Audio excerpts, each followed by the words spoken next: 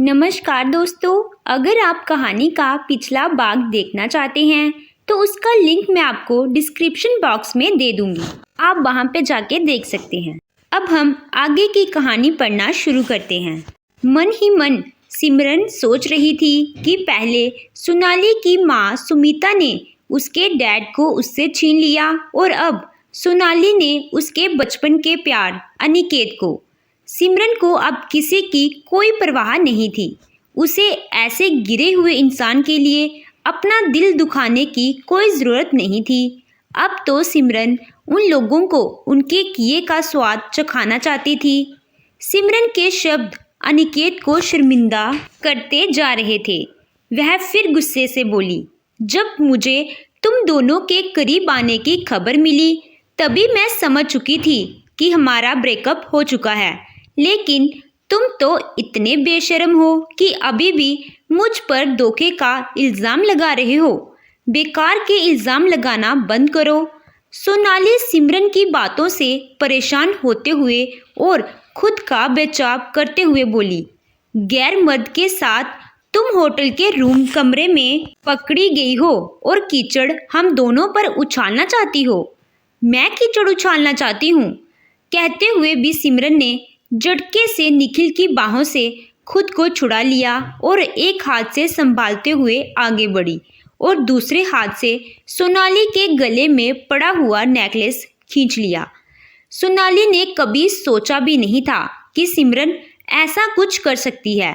वो नेकलेस उन्हें दिखाते हुए बोली, अनिकेत, याद आया ये नेकलेस तुमने खुद स्पेशल ऑर्डर पर बनवाया था। हॉट शॉप के उस पैटर्न के पीछे बहुत ही खूबसूरती से अनिकेत और सोनाली का नाम लिखा गया था कि यह भी ना समझ सके कि इस तरह किसी को मजाक में गिफ्ट नहीं किए जाते। तभी वहां खड़ा एक पुलिस ऑफिसर बोला, यह आप लोगों का पर्सनल मैटर है तो प्लीज़ इसे अलग से सॉल्व कीजिए। वैसे मिस सिमरन, क्या आप काफ़ी देर से यहीं थी? जी हाँ, बिल्कुल। कहते हुए सिमरन ने निखिल ओबराय के कंधे पर हाथ रखते हुए खड़ी हो गई। निखिल ने भी उसे धीरे से मुस्कुराते हुए सिमरन के चेहरे को देख रहा था। सिमरन यह तो नहीं चाहती थी, लेकिन वह अभी उसकी एहसानमंद थी कि उसने पुलिस को उसके बारे में कुछ नहीं बताया। तभी वह उस ऑफिसर की तरफ मुंह करते हुए बोली, कुछ हुआ है क्या? साथ वाले कमरे में जो गेस्ट थे उन्हें कोई बुरी तरह घायल करके भाग गया है।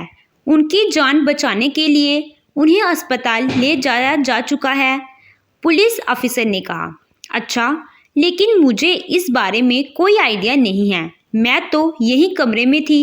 अगर आपको मुझ पर विश्वास नहीं है तो आप सीसीटीवी फुटेज चेक कर सकते हैं, सिमरन पूरे विश्वास के साथ बोली। वह जानती थी कि होटल की उसे एरिया के कैमरे काम नहीं कर रहे थे। पिछली जिंदगी जब उस पर यह मुसीबत पड़ी थी तब वह तुरंत मदद मांगने के लिए अनिकेत के पास भाग गई थी। यह होटल अनिकेत के अंडर ही था।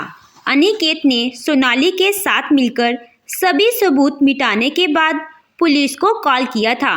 पिछली बार वह फिल्म डायरेक्टर इतनी गहरी चोट लगने के बाद भी बच गया था। सिमरन को इस बार भी यही उम्मीद थी कि सब कुछ पहले की तरह ही होगा।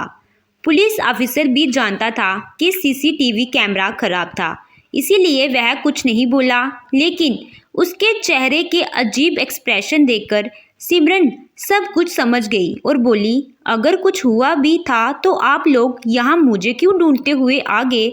इससे पहले पुलिस ऑफिसर कुछ कहता, सोनाली बोल पड़ी, क्योंकि तुमने ही मुझे बताया था कि तुम उस डायरेक्टर से मिलने जा रही हो। सोनाली की बात सुन सिमरन उसका मजाक बनाते हुए मुस्कुराने लगी।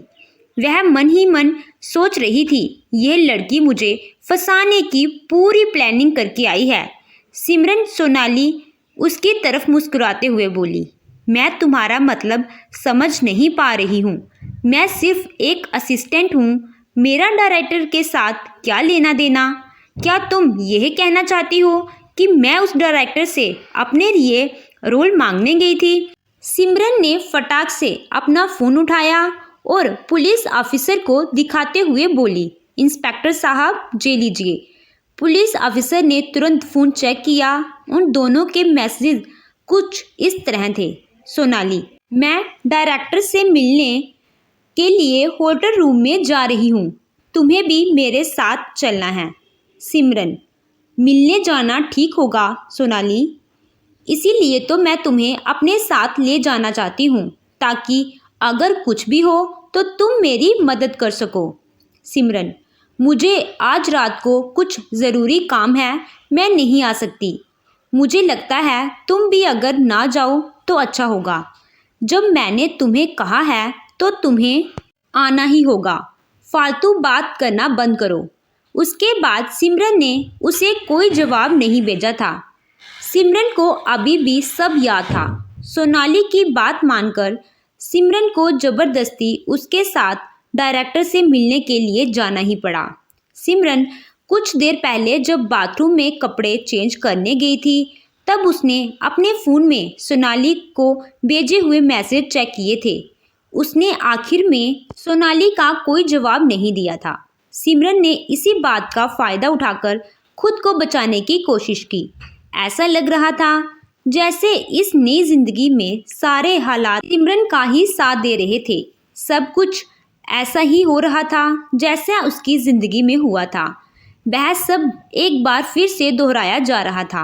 वह पहले भी इस सब से गुजर चुकी थी, इसीलिए वह इस बार अपने सामने आई सभी मुसीबत का मुकाबला कर पा रही थी। सोनाली जी, आपका फ़ोन हमें इन्वेस्टिगेशन के लिए लेना होगा, पुलिस ऑफिसर ने कहा। सोनाली उसकी बात सुन घबरा गई, क्योंकि वह जानती थी कि उसने खुद वह मैसेज सिमरन को भेजे थे। सोनाली की तरफ शक की सुई घूम रही थी। सिमरन का तो उसे कुछ लेना देना ही नहीं था। हम उम्मीद करते हैं कि आप इन्वेस्टिगेशन में हमारी हेल्प करेंगी, सोनाली की तरफ देखते हुए पुलिस अफसर बोला। सोनाली को ना चाहते हुए अपना फ़ोन देना ही पड़ा। दोनों के फ़ोन में बिल्कुल एक जैसे मैसेज भेजे गए थे। आपको पूछताछ के लिए हमारे साथ पुलिस थाने चलना पड़ेगा, पुलिस ऑफिसर बोला। यह सुनते ही सोनाली सिमरन पर इल्ज़ाम लगाने लगी। सिमरन, तुम झूठ बोल रही हो। सच तो यह है कि होटल में मेरे साथ तुम भी आई थी। सिमरन बिल्कुल शांत रही, फिर बोली, अभी तो तुम कह रही थी कि सिर्फ मैं ही डायरेक्टर से मिलने गई थी। तुम बार बार बात क्यों बदल रही हो? यह सुनते ही पुलिस अफसर बोले, सोनाली जी, आप बोल रहे थे कि सिमरन अकेली डायरेक्टर से मिलने गई थी। अब बार बार बात क्यों बदल रही हो? सोनाली पर शक और भी ज़्यादा बढ़ गया। सोनाली परेशान होकर अनिकेत की तरफ देखने लगी, लेकिन अब अनिकेत भी क्या कर सकता था। सिमरन बोली, तुम बार बार यही कह रही हो कि मैं डायरेक्टर से मिलने गई थी, लेकिन इस बात का सबूत क्या है कि डायरेक्टर से मिलने मैं नहीं गई थी? लेकिन अभी भी अगर तुम मुझ पर इल्ज़ाम लगाना चाहती हो तो पहले सबूत लेकर आओ। पुलिस अफसर भी सिमरन की बातों से बिल्कुल सहमत थे। सोनाली सिमरन पर गलत इल्ज़ाम लगाना चाहती थी। जैसे ही डायरेक्टर साहब को होश आएगा तो हो सकता है पूछताछ के लिए आपको पुलिस स्टेशन आना पड़े। उम्मीद है आप इन्वेस्टिगेशन में पुलिस की मदद करेंगे। जहां सिमरन बिल्कुल बेफिक्र लग रही थी, वहीं सोनाली का बर्ताव उस पर शक बढ़ाता जा रहा था। पुलिस ऑफिसर्स ने एक बार फिर सोनाली को उनके साथ पुलिस स्टेशन चलने के लिए कहा। सोनाली इस बात के लिए बिल्कुल तैयार नहीं थी। अनिकेत उसे समझाते हुए बोला, जब तुमने कुछ किया ही नहीं तो तुम्हें कुछ नहीं होगा। मैं तुम्हारे साथ पुलिस स्टेशन चलता हूँ। अनिकेत जानबूझकर ड्रामा करते हुए बोला। जाते जाते अनिकेत सिमरन की तरफ गुस्से से देखते हुए बोला, शर्म आनी चाहिए तुम्हें, अपनी छोटी बहन के साथ ऐसा करते हुए। जो किया है तुमने किया है, इसीलिए तुम बच नहीं सकती।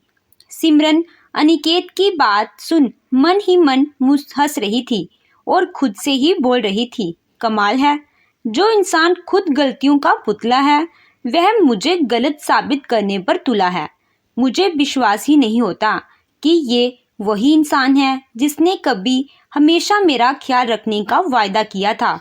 सब बातें भूलकर इस लड़की की मदद करना चाहता है जिसने मेरी और मेरी माँ की जिंदगी बर्बाद कर दी।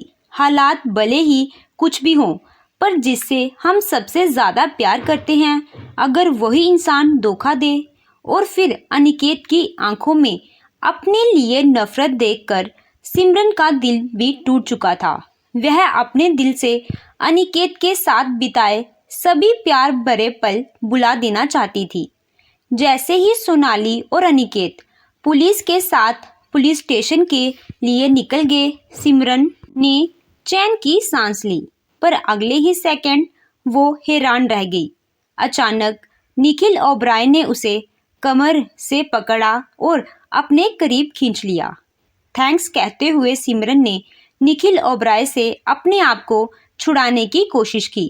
मैं अब चलती हूँ, लेकिन आपको इस तरह से परेशान करने के लिए मैं आपसे माफ़ी चाहती हूँ। अब मैं चलती हूँ, सिमरन फिर से बोली। लेकिन निखिल ने अभी भी उसे नहीं छोड़ा, बल्कि सिमरन को अपने और करीब खींचते हुए बोला, मुझे यूज़ करने के बाद तुम अब भाग जाना चाहती हो। कहीं ना कहीं सिमरन जानती थी कि निखिल ओबराय उसके साथ कुछ गलत नहीं कर सकता था। उसको लड़कियों की कमी नहीं थी। इसी विश्वास के साथ सिमरन मुस्कुराते हुए बोली, क्या चाहते हैं आप? उसकी बात सुनकर निखिल हंसने लगा। वह मन ही मन बोला, यह लड़की काफ़ी इंटरेस्टिंग है और ना ही खुद आगे बढ़ रही है। शायद ये जानती है कि मैं इसे कुछ नहीं करूँगा, लेकिन इस तरह की पसंद की लड़की मिलना सच में घास के ढेर में सुई ढूंढने के बराबर था। निखिल की दादी माँ रोज उसे शादी करने के लिए परेशान करती थी। वह तो आज तक एक गर्लफ्रेंड भी नहीं ढूंढ पाया था जिससे वह अपनी दादी माँ को थोड़ा शांत कर सके। ऐसा नहीं था कि निखिल को लड़कियां पसंद नहीं थी, लेकिन आज तक निखिल को ऐसी कोई लड़की नहीं मिली जो उसके दिल को छू सके। लेकिन सिमरन ने जैसे उसके दिल पर कब्जा कर लिया था। निखिल का दिल आज खुद को रोकना नहीं चाहता था। सिमरन काफ़ी नर्वस लग रही थी। और फिर मेरी जैसी ऑर्डिनरी लड़की में आप इतना इंटरेस्ट क्यों दिखा रहे हैं? सिमरन की घबराहट से भरी हुई आंखें भी निखिल को बेचैन कर रही थी। सिमरन की बात सुनकर निखिल तुरंत बोला, पागल लड़की, शायद तुमने ठीक से खुद को कभी देखा ही नहीं है।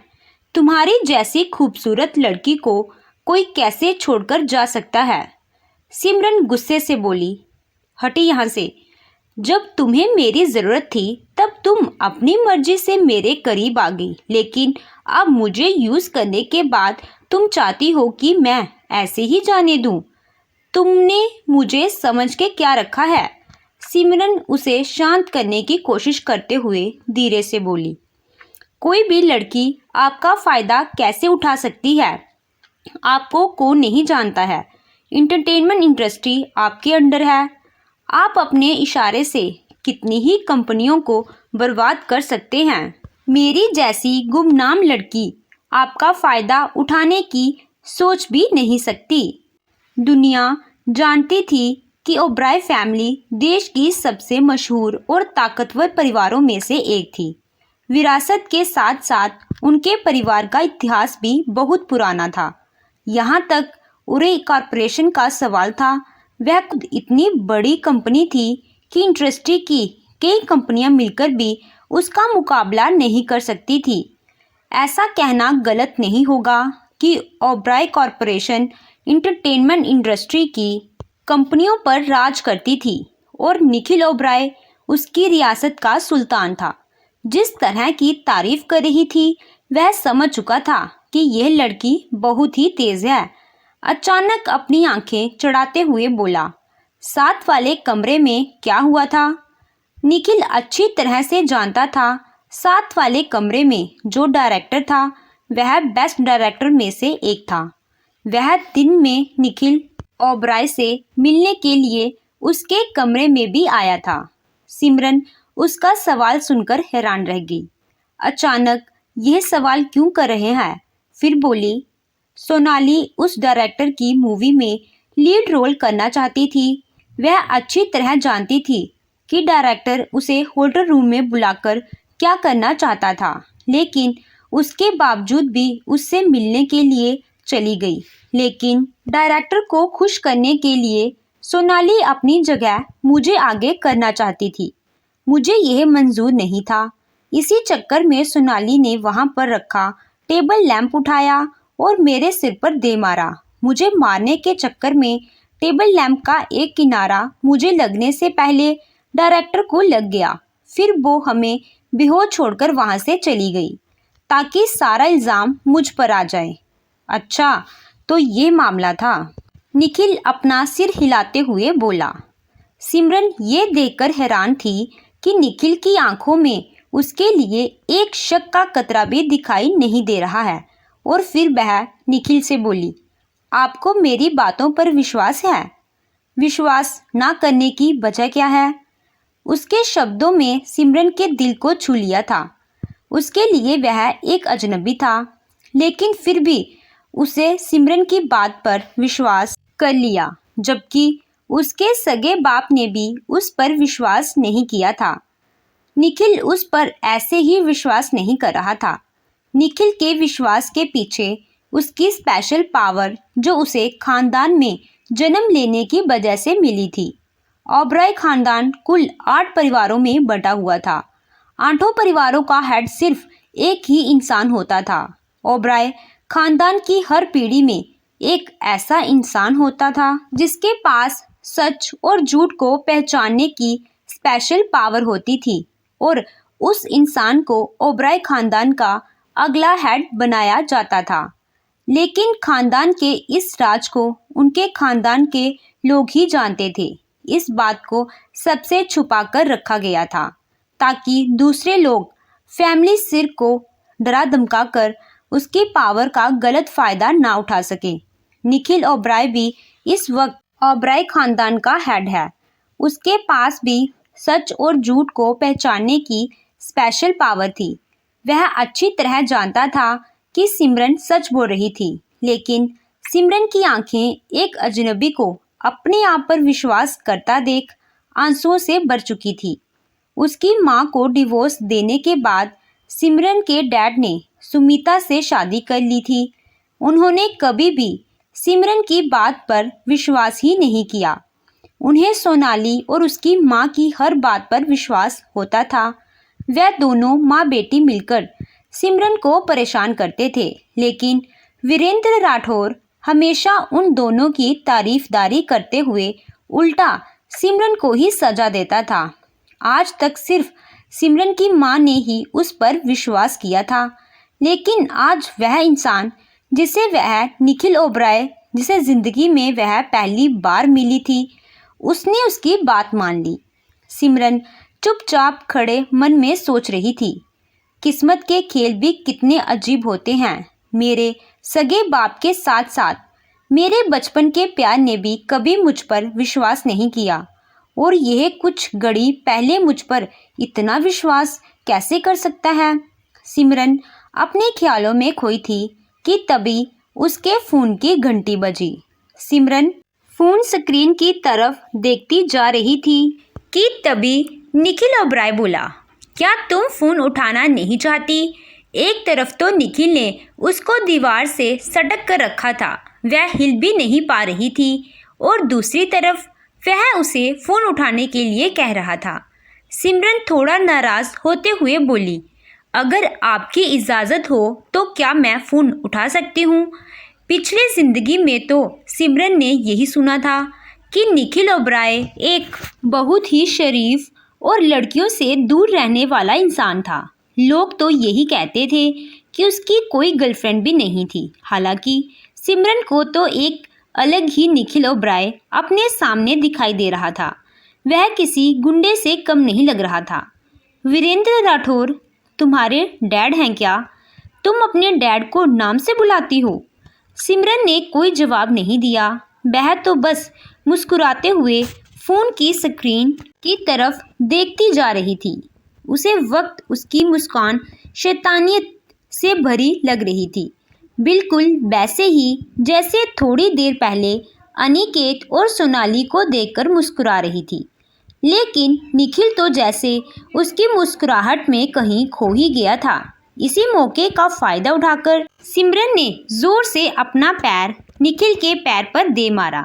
इससे पहले निखिल संभल पाता, सिमरन खुद को छुड़ाकर तेजी से बाथरूम में भाग गई। निखिल के पैर में दर्द हो रहा था, लेकिन उसका ध्यान दर्द की तरफ नहीं बल्कि सिमरन के सुंदर गुलाबी पैरों की तरफ ज़्यादा था, जिसे अभी अभी उसने उस चोट पहुंचाई थी। लेकिन उस हैरान होकर बस देखता रह गया। उधर बाथरूम में कपड़े बदलती हुई सिमरन को ऐसा लग रहा था जैसे निखिल की आंखें अभी भी उसे ही को देख रही थी। सिमरन की फ़ोन की घंटी एक बार बंद होने के बाद फिर से बजती जा रही थी, लेकिन उसे रविंद्र राठौर की कोई परवाह नहीं थी। अपनी आंखों में नफरत लिए सिमरन धीरे से बोली, रविंद्र राठौर।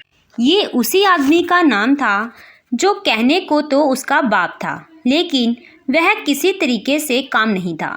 पिछले जन्म में उसने बड़ी आसानी से विश्वास कर लिया कि सिमरन ने ही डायरेक्टर को मारा है।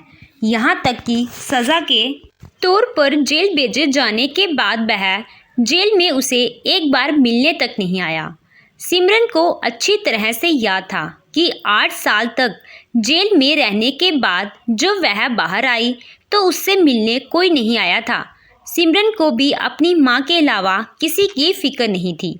राठौर हाउस जाने की जगह वह सीधा अपनी माँ के घर चली गई, लेकिन उसे वहाँ खाली घर के अलावा कुछ नहीं मिला।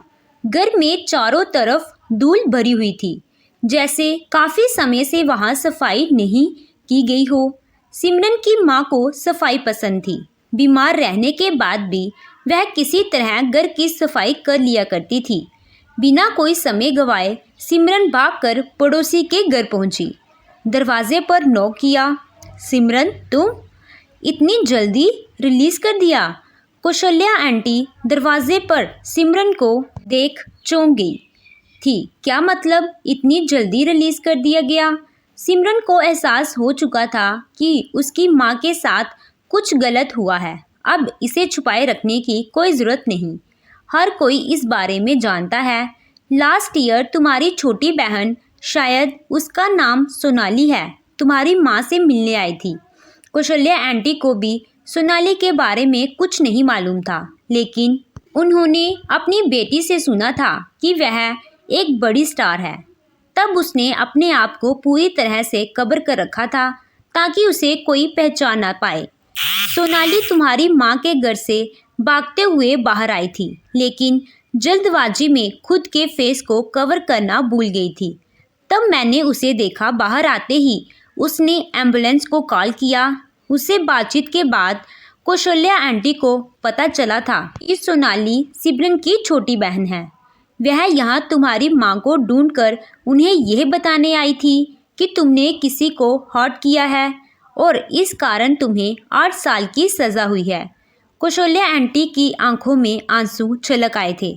तुम्हारी माँ पहले से ही काफ़ी बीमार थी। वह इस सदमे को बर्दाश्त नहीं कर पाई और बेहोश हो गई। मैं लोगों के मुंह से यह भी सुना कि अस्पताल ले जाने के दौरान बीच रास्ते में ही उनकी मौत हो गई। उन्होंने फिर कहा, अगर तुम 1 साल पहले आ गई होती तो ये सब कुछ नहीं होता। बेहोश होने से पहले तुम्हारी माँ सोनाली से बस यही कह रही थी कि तुम किसी के साथ कुछ भी गलत नहीं कर सकती, तुम्हें फंसाया गया है। और आगे कुछ भी कहने से पहले ही वह बेहोश हो गई। तुम खुद को कौशल्या आंटी कहना चाहती थी कि सिमरन खुद को संभालो और सब कुछ भूलकर आगे बढ़ो, लेकिन उसकी आंखों में सुलझते ज्वालामुखी को देख वह आगे कुछ नहीं कह पाई। कैसे वह खुद को संभालती, कैसे सब कुछ भूलकर वह आगे बढ़ सकती थी? शायद उसकी माँ की मौत की वजह सोनाली का उन्हें उकसाना था। यह समझना मुश्किल था कि उसकी माँ को सदमा सोनाली के उकसाने से आया था या इस बात से कि सिमरन को जेल जाना पड़ा। सिमरन सीधे राठौर पैलेस की ओर दौड़ पड़ी। सिमरन की माँ काफ़ी बीमार थी, लेकिन डॉक्टर के मुताबिक अगर उन्हें गुस्सा ना दिलाया जाए या उन्हें किसी तरह का कोई सदमा या शौक ना लगे तो वह पूरी तरह से ठीक रहेंगी। सोनाली यह बात जानती थी, फिर उसने क्यों उसकी माँ को गुस्सा दिलाया? क्या उसके लिए मुझे जेल भेजना काफ़ी नहीं था जो वह उसकी माँ को भी मरते हुए देखना चाहती थी? उसने क्यों मेरी माँ के साथ ऐसा किया? स्वभिता ने उसकी माँ का घर बर्बाद किया और उसकी बेटी तो उससे भी ज़्यादा आगे निकली। उसके बॉयफ्रेंड को उससे छीन लिया, उसे जेल भेजा और अब उसकी माँ की मौत भी उसी के कारण हुई। सोनाली सिमरन को पूरी तरह से तबाह करना चाहती थी, लेकिन सिमरन ने कभी उसके साथ कुछ गलत नहीं किया। फिर क्यों वह उसे इतनी बुरी तरह से ट्रीट करती थी? जब सिमरन को घर के अंदर आते घर की मेड यानी गायत्री ने देखा तो सिमरन को ऐसा लगा जैसे उसने कभी सोचा भी नहीं था कि वह यहाँ आएगी। लेकिन हालांकि उसने कुछ ऐसा कहा तो नहीं, लेकिन उसके चेहरे के एक्सप्रेशन ने उसे सब कुछ बता दिया जो वह सोच रही थी। तुम्हें जेल में होना चाहिए था ना, तुम बाहर कैसे? सिमरन, मैं इससे पहले कि गायत्री कुछ और कह पाती, लिविंग रूम से आती हुई हंसने की आवाज़ ने दोनों का ध्यान खींच लिया। सिमरन गुस्से से थरथरा रही थी। डिवोर्स लेने के कुछ साल पहले तक रविंद्र राठौर, उसकी माँ दोनों साथ में एक लंबा समय बिता चुके थे। हालांकि उसकी माँ की मौत को 1 साल बीत चुका था, लेकिन फिर भी सिमरन विश्वास नहीं कर पा रही थी कि उसके पिता ने उसकी माँ की मौत को इतनी जल्दी बुला दिया। उस समय उसके मन में अपने पिता के लिए रही सही रिस्पेक्ट भी खत्म हो गई थी। गायत्री ने सकपकाते हुए कहा, सिमरन। सिमरन गुस्से से हंस पड़ी। वह अपने घर वापस आई है और उसका वापस आना घर के नौकरों को डिस्टर्ब कर रहा था। चुप, सिमरन ने गुस्से से कहा। वह लिविंग रूम में चुपके से जाकर एक दीवार के पीछे छुप गई।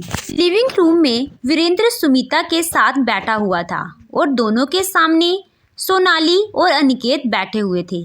किसी ने इस वक्त कुछ ऐसा कहा था जिससे वीरेंद्र राठौर काफ़ी ज़ोर से हंस पड़ा। जब उनका हंसना बंद हुआ तो उन्होंने अनिकेत को देखा और कहा, अनिकेत, मैं तुम्हें अपनी बेटी सौंप रहा हूँ, तुम उसकी अच्छे से केयर करना। वह पहले ही काफ़ी कुछ झेल चुकी है। फिर अनिकेत ने काफ़ी गंभीरता से कहा, डैड, आप चिंता मत कीजिए, मैं सोनाली का पूरा ख्याल रखूँगा। सिमरन ने देखा कि अनिकेत और सोनाली दोनों ने अपने रिंग फिंगर में वेडिंग रिंग पहन रखी थी। वह तब भी एक दूसरे से शादी करने के लिए वेट नहीं कर सकते थे जब सिमरन जेल में थी। कुछ ऐसा है जो तुम नहीं जानते, सिर्फ तुम्हारी मदर इन लॉ, मैं और सोनाली ही यह बात जानते हैं। लेकिन उसे बेवकूफ़ लड़की के जेल में होने के कारण हमने यह बात आज तक किसी को नहीं बताई। सोनाली के साथ कितना कुछ गलत हुआ है, लेकिन उसने आज तक अपनी तकलीफ़, अपने दर्द को किसी के सामने आने नहीं दिया। वीरेंद्र ने आंख भरते हुए कहा, डैड, सोनाली की आंखों में आंसू आ गए थे।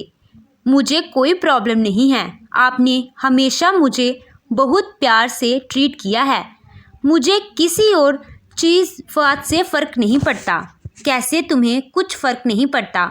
भले ही तुम्हें इस बात की परवाह नहीं, पर मुझे परवाह है। मेरा दिल दुखता है तुम दोनों के लिए। वीरेंद्र की आवाज़ अब भारी होने लगी थी। अनिकेत बेटा, सोनाली मेरी स्टेप डॉटर नहीं बल्कि मेरा अपना खून है, राठौर परिवार की असली वारिस। वास्तव में अनिकेत यह बात कहीं पहले से ही जान गया था।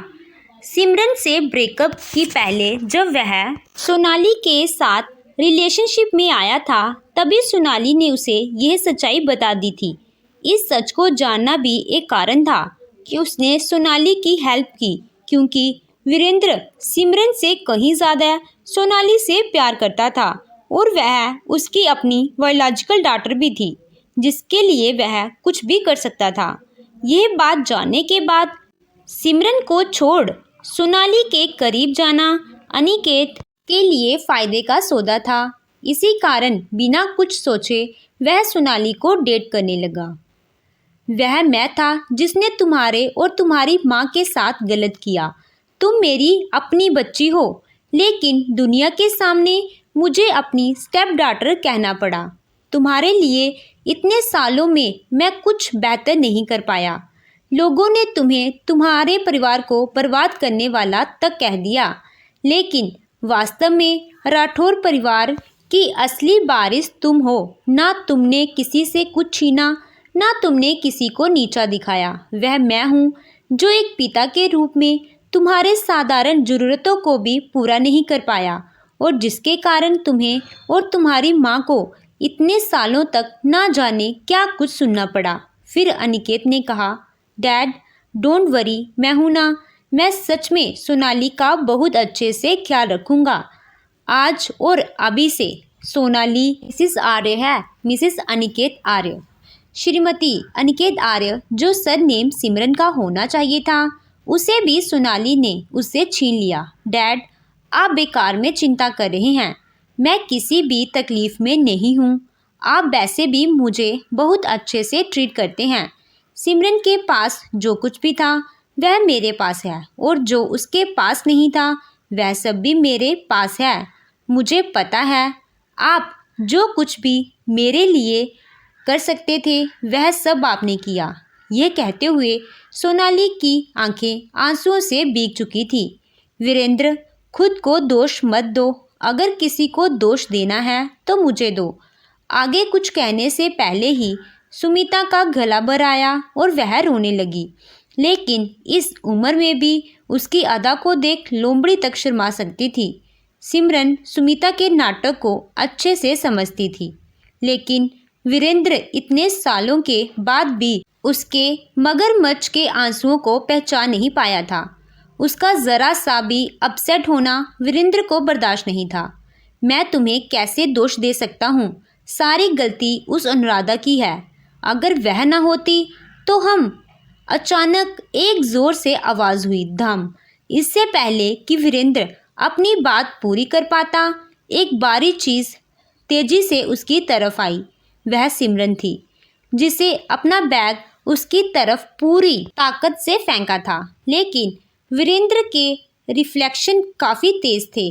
साथ ही अपने सामने मिरर में उसने किसी चीज़ को हवा में अपनी तरफ आते हुए देख लिया था, इसीलिए उसने फुर्ती से अपना बचाव किया। इस कारण बैग उसके चेहरे को छूते हुए निकल गया और पास ही बैठी सुमिता के सिर से टकराया। बैग का सुमिता से टकराने के कारण उसके स्टाइलिश बाल बिखर गए और उसका मेकअप भी पूरी तरह बिगड़ गया। सिमरन का बैग वीरेंद्र राठौर के चेहरे को बस छूकर निकला था, फिर भी उसके असर से वीरेंद्र के चेहरे का वह हिस्सा पूरी तरह लाल हो गया। वीरेंद्र पीछे पलटा और सामने सिमरन को देख शौक रह गया। उसे बिल्कुल भी याद नहीं था कि आज ही के दिन सिमरन को जेल से रिलीज़ किया जाने वाला था।